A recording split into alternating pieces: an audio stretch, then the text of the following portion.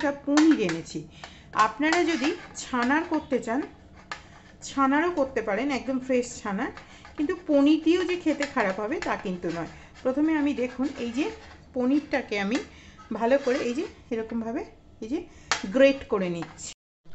কুড়িয়ে নেওয়ার পরে ওটা এবারে আমি হাত দিয়ে মেখে খুব ভালো করে, যেরকম রসগোল্লার ছানাটা প্রস্তুত হয় ঠিক সেরকমই একদম সফট দানাগুলো ভেঙে দেবার চেষ্টা করব। যতটা পসিবল হবে ততটা দানাগুলো আমি ভেঙে দেবার চেষ্টা করব হাত দিয়ে। মসৃণ হবে, মিনিট 5 মেখে যেরকম এই যে এইভাবে যেভাবে ছানার পাট হয় ঠিক সেইভাবে এটাও এরকমভাবে পাট করে নিতে হবে। এইভাবে একবার করে নেবেন, সিস্টেমটা এটাই। একবার করে নেবেন, এরকম করে জড়ো করবেন, করে আবার এটাকে এইভাবে ফ্ল্যাট করে দেবেন। এইভাবে প্রত্যেকবার কাট অ্যান্ড ফোল্ড, কেকের যা ফর্মুলা সেই সেম ফর্মুলাতে এটাকেও এইভাবেই করে নিতে হবে। এই যে এরকম একটা তৈরি হয়ে গেল। এবারে এখান থেকে আমি কিছুটা অংশ নিয়ে এটা আলাদা রাখছি। এখান থেকে আমি ডিমের কুসুমটা বানিয়ে নেব। এই যে ছানাটা এর মধ্যে একটু ইয়েলো ফুড কালার দিচ্ছি, দিয়ে ডিমের কুসুমে যেরকম কালার হয় সেজন্য এটাকে খুব ভালো করে মেখে নেব। এবারে আমি একদম গোল গোল করে যেরকম ডিমের কুসুমটা হয় ঠিক সেরকম আমি দেখতে 2-3টে যটা হবে বানিয়ে নিচ্ছি। এই যে যেহেতু ওটাতে একটু কালার আছে কিন্তু ডিমের আউটারটা তো সাদা হয়, সেজন্য দেখুন আমি এই একটা অন্য প্লেটে নিয়েছি।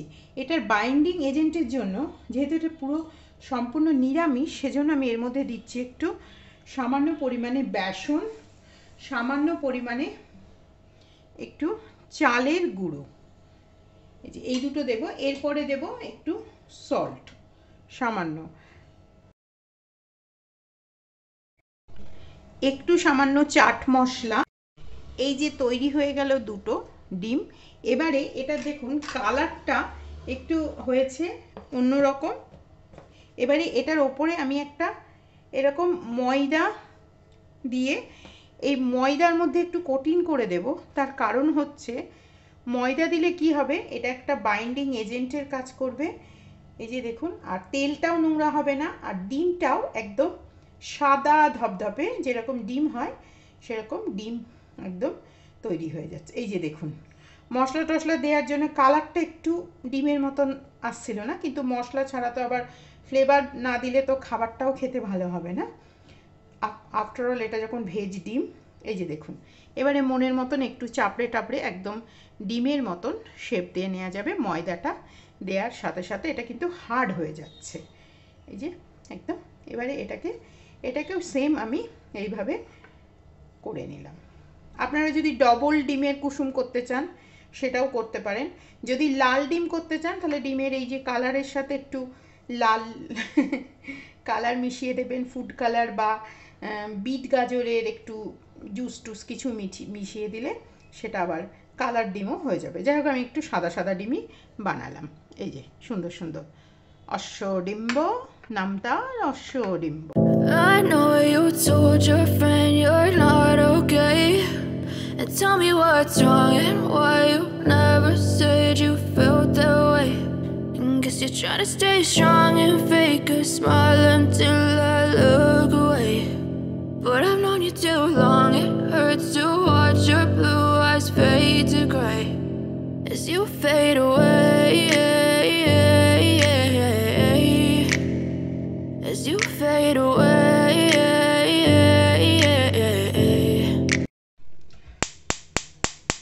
কিছুটা জিরে, 1 চামচ গোটা ধনে, 1 ইঞ্চি মতন আদা, গোটা শুকনো লঙ্কা, কয়েকটা কাজু,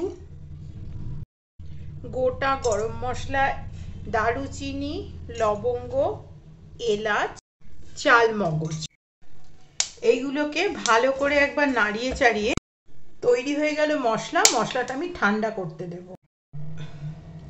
এবারে তেলের মধ্যে আমি এই দুটো ভালো করে, খুব ভালো করে কিন্তু এটা ভাজতে হবে। এটা খুব ভালো করে আমি ভেজে নেব। দেখুন ময়দা দেওয়ার জন্য না তেলের মধ্যে আটকাচ্ছে, এটা স্টিলের কড়া। তারপর এরপরে দেখুন এটা তৈরি হয়ে গেল। এবারে আমি এটাকে তুলে নিচ্ছি। এই তেলের মধ্যে আমি দিয়ে দিচ্ছি সামান্য একটু পরিমাণে 1 চামচ মতন গাওয়া ঘি। আলাদা আর তেল দেবার প্রয়োজন নেই। এরপরে আমি দিচ্ছি এর মধ্যে একটু চিনি। এরপরে যে মশলাটা আমি তৈরি করে রাখলাম সেই মশলাটা আমি এর মধ্যে দিয়ে দিচ্ছি। খুব সুন্দর একটা অ্যারোমা বেরিয়েছে এই মশলাটাতে। এই মশলাটা আমি এর মধ্যে দিয়ে দিলাম। এরপরে আমি এক এক করে গুঁড়ো মশলাগুলো দিয়ে দেব। একটু লঙ্কার গুঁড়ো, একটু হলুদের গুঁড়ো, আর দিচ্ছি একটু ধনের গুঁড়ো। কালারটা আরো রিচ আনার জন্য এর সঙ্গে দিচ্ছি একটু আমি কাশ্মীরি লঙ্কার গুঁড়ো। এই মশলাটা একটু যেরকম ডিমের ঝাল কষানো হয় সেরকম এটা একটু কষাতে সময় দিতে হবে। এটাতে এখন কিন্তু সল্ট দেবেন না। এরপরে আমি ডিমটাকে আমি কেটে দেখাচ্ছি কত সুন্দর। এই যে পুরো ডিমের মতন কালার এসেছে কিনা, হাঁসের ডিমের যে কালারটা হয় ঠিক এক্স্যাক্ট এরকম কালারটা এসেছে। দেখুন দুটো ডিমের কুসুম বানিয়েছিলাম, 3টে, তার চেয়ে এই যে একটা বেশিটা এটা আমি এর মধ্যে দেখুন এইভাবে দিয়ে দিচ্ছি। কেননা এতে করে কি হবে, এটা একটু গাঢ় তৈরি হবে এবং এটার স্বাদটা বেশ আরও ভালো তৈরি হবে। সেই জন্য ওই কুসুমের যেটা ছিল সেটা আমি এর মধ্যে দিয়ে দিলাম। এটা কিন্তু খুব গাঢ় একটা সুন্দর তৈরি হবে। এই যে এইভাবে। এর মধ্যে আলাদা করে কোনো আর গরম মশলা দেবার প্রয়োজন নেই, কেননা গরম মশলাটা অলরেডি যেহেতু বেটে দেওয়া হয়েছে সুন্দর, কিন্তু এর মধ্যে গরম মশলা অলরেডি দেয়া হয়ে গেছে। শুধু একটু জল দিয়ে আরও 2-1 মিনিট মতন এটা ভালো করে ফুটিয়ে